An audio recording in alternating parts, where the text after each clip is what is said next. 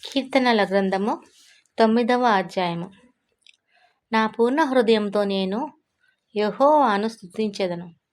యెహోవా, నీ అద్భుత కార్యములన్నిటినీ నేను వివరించెదను. మహోన్నతుడా, నేను నిన్ను గూర్చి సంతోషించి హర్షించుచున్నాను. నీ నామమును కీర్తించెదను.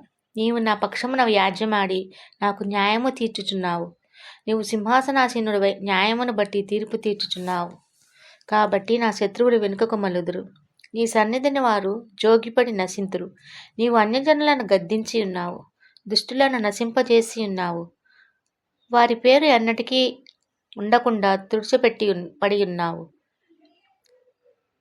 శత్రువులు నశించిరి, వారు ఎన్నడూ ఉండకుండా నిర్మూలమైరి. నీవు పెళ్లగించిన పట్టణంలో స్మరణకు రాకుండా బొత్తిగా నశించెను.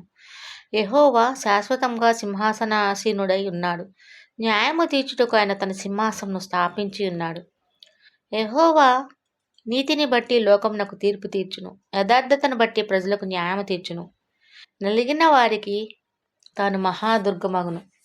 ఆపత్కాలములలో వారికి మహాదుర్గమగును. యెహోవా, నిన్ను ఆశ్రయించు వారిని నీవు విడిచిపెట్టి ఉన్నవాడవు కావు. కావున నీ నామమెరిగిన వారు నిన్ను నమ్ముకొందురు. సియోను వాసి అయిన యెహోవాను కీర్తించుడి. ఆయన క్రియలను ప్రజలలో ప్రచురము చేయుడి.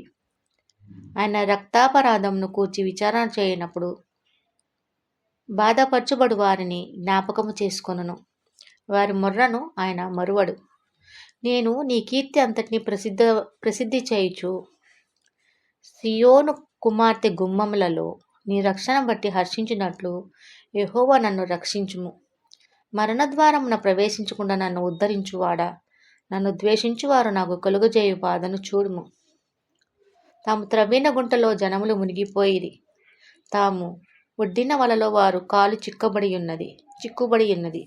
యెహోవా ప్రత్యక్షమాయను, ఆయన తీర్పు తీర్చి ఉన్నాడు. దుష్టులు తాము చేసుకొనిన దానిలో చిక్కుకొని ఉన్నారు. దుష్టులను దేవుని మరచు జనులందరూ పాతాళమునకు దిగిపోదురు. దరిద్రులు నిత్యము మరువబడరు. బాధపరచు వారి నిరక్షణాస్పదము ఎన్నిటికీ నశించదు.